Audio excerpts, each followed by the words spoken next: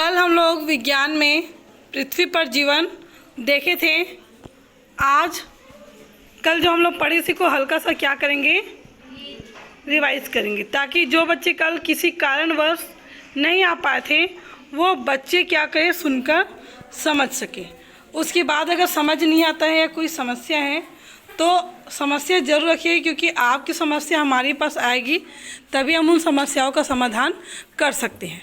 तो देखिए, कल मैंने बताया था, आज आप लोगों से पूछूंगी, ठीक है। आप लोग मुझको बताइएगा। जो बच्चे नहीं आए थे वो घर में रीडिंग करने का प्रयास किया करिए समय निकाल कर, क्योंकि पढ़ के आएंगे तभी आप उत्तर अच्छे से बता पाएंगे। तो चलो, कल हम लोग पढ़े थे तो मुझको एक बात बताइए, सबका सिर जो है ऊपर रखिएगा, क्योंकि नीचे रहेगा मतलब मैं समझ जाऊंगी कि आप लोग फिर उसको एक बार देख रहे हैं करके। मैं बोली थी घर से पढ़ कर आइएगा करके, तो घर से पढ़ के आना, अभी घर तो नहीं है, स्कूल है। तो एक सवाल है, जीवधारियों के लिए किसी से भी पूछूं कि सब बताओगे? सबसे पूछूं? जीवधारियों के लिए जीवित रहने के लिए मूलभूत कितनी चीज़ों की आवश्यकता है, वो कौन कौन सी है? आप लोग देखिए कितना गद्दारी कर दिए मेरे साथ। मुझको बोले थे एक एक करके पूछना, मैं सवाल पूछी थी और आप लोग मुझको किसी का नाम लेने का समय नहीं दिए और सब एक साथ बोल दिए। ये तो अच्छी बात नहीं है। चलिए बता दी तो एक साथ, अब आप लोग एक ही साथ बोल दीजिए। कितनी चीज़ों की मुख्य किन 3 चीज़ों की आवश्यकता है? भोजन, जल और वायु। क्या इसके बगैर हम लोग जीवित रह सकते हैं क्या? नहीं। भोजन क्यों आवश्यकता है? जीने के लिए। साथ ही हम लोग जो भी कार्य करते हैं, जैसे खेलना है, कूदना है, पढ़ना है, लिखना है, उठना है, बैठना है, जो भी कार्य करते हैं उन सभी कार्यों को करने के लिए हमको क्या चाहिए? ऊर्जा चाहिए। और ये ऊर्जा हमको किससे मिलेगी? भोजन से।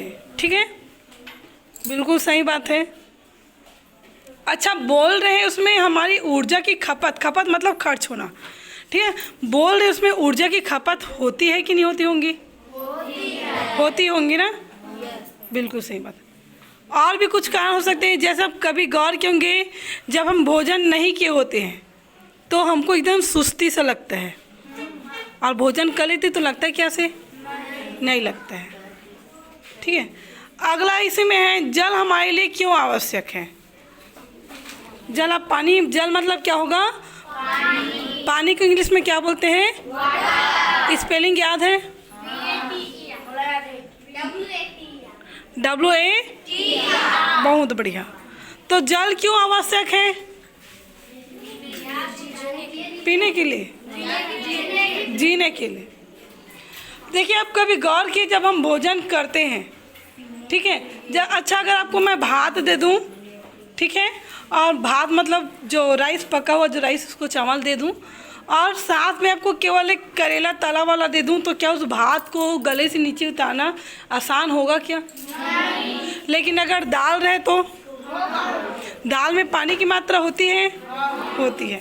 साथ ही हम पानी पीते, जब रोटी खाते हैं तो पानी पीते हैं, तो उसको निगलना हमारे लिए क्या होता है? गले से नीचे उतारना आसान होता है कि कठिन होता है? आसान होता है।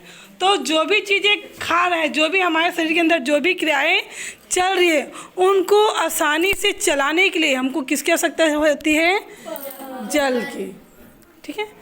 और साथ में कई ऐसी चीज़ें हमारे शरीर में बनते हैं जिसको हम डायरेक्ट शरीर से बाहर नहीं निकाल पाते हैं। ये आपके कक्षा में ही है, कक्षा 7वीं के बुक में है विज्ञान का। उत्तर बताने की जगह आप लोग के लिए होमवर्क भी है, उत्सर्जन पाठ वाले में देखिएगा। उत्तर डायरेक्ट बता दो, बन भी जाएगा, लेकिन आप लोग के लिए होमवर्क है कि पढ़ कर आइएगा, ठीक है। और मूत्र निर्माण जो होता है, मूत्र जानते हैं ना सब लोग, यूरिन, पेशाब जिसको बोलते हैं, उत्सर्जन, ठीक है। तो उसमें हम लोग अपने शरीर से कुछ चीज़ों को डायरेक्ट नहीं निकाल सकते हैं, वो हमारे शरीर के लिए क्या होता है? हानिकारक होता है।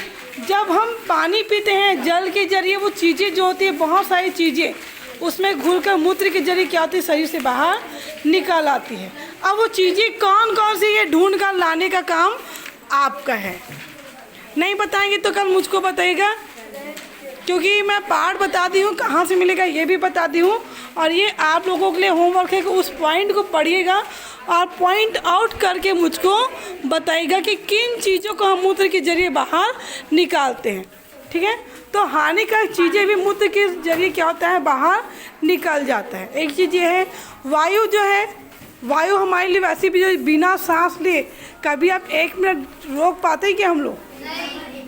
जो गोताखोर होता है, गोताखोर जानते हैं आप लोग किसको बोलते हैं? गोताखोर जो डुबकी, जो बहुत अच्छा तैराक होता है और जो डुबकी लगाता है समुद्र में जाके, समुद्र के नीचे क्या क्या है जो बताता है। या जब कोई व्यक्ति किसी कारणवश गलती से नदी में या फिर तालाब में या समुद्र में गिर जाता है, डूब जाता है, तो उसको निकालने का काम भी यही करते हैं। और हमारे समुद्र के नीचे जो भी चीज़ें हैं उनको भी निकालने का काम इनका ही होता है ना। तो ये गोताखोर बहुत अच्छे तैराक भी होते हैं। तो वो अपनी सांसों को कुछ सेकंड रोकने की आदत भी डालते हैं। बाकी जो समुद्र के नीचे जाए वो ऑक्सीजन का सिलेंडर अपने पास रखते हैं ताकि उनको सांस लेने में तकलीफ ना हो, है ना। तो बिना वायु लिए हम लोग जीवित नहीं रह सकते। कभी सोच के देखिए, अगर हवा ना है तो कितना दम घुटना शुरू हो जाता है। तो ऑक्सीजन भी हमारे लिए क्या है, काफ़ी ज़रूरी है। तो भोजन, जल और वायु क्यों आवश्यक है, तीनों समझ है। भोजन में हम लोग किसको बोलते हैं, सबको पता है ना। भोजन किसको बोलते हैं, सबको पता है। क्या क्या आ सकता है भोजन में? हरी सब्जी, चावल और दाल और रोटी और भोजन में ऐसी चीज़ों का समावेश करना चाहिए जैसे कि कार्बोहाइड्रेट, ठीक है, कार्बोहाइड्रेट है, प्रोटीन है, वसा है, विटामिन है और खनिज लवण। ये चीज़ें होते हैं हमारे शरीर के विकास के लिए। ये सभी चीज़ें क्या है, बहुत ही ज़रूरी होता है। ठीक है, हम लोग कौन सा गैस जो है, कौन सा गैस श्वसन में लेते हैं? एक का जवाब आया, बाकी का अच्छे से नहीं आया। कौन सी गैस लेते हैं? और छोड़ते ही कौन सी गैस है? सबको मालूम है ना। तो फिर एक जोरदार तालियां आप सबके लिए। Thank you.